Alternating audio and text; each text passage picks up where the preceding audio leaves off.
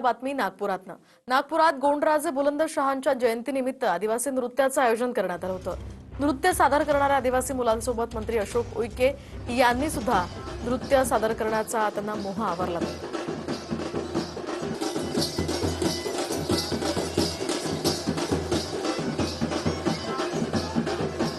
नागपूरचे राजे वक्त बुलंदशहा उईके यांच्या जयंतीनिमित्त आपण बघू शकतो नागपुरातील संविधान चौकामध्ये हा उत्सव पार पडतोय। स्वतः आदिवासी विकास मंत्री अशोक उईके या ठिकाणी उपस्थित आहेत आणि मोठ्या उत्साहात गोंड राजे वक्त बुलंदशहा यांच्या जयंतीचा उत्सव जो आहे तो साजरा केला जातोय। आपण बघू शकतो आदिवासी मंत्री अशोक उईके स्वतः या ठिकाणी आदिवासी नृत्य सादर करताना आपल्याला दिसलेले आहे। स्वतः नृत्य सादर केलं, तुम्ही काय सांगणार?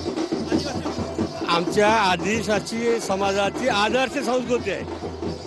आदिवासी समाजाची आदर्श संस्कृती आणि गौरवशाली इतिहास हा जिवंत राहिला पाहिजे। कॅमेरामॅन संजय सॅमसह गजानन माटे, युनियन मराठी।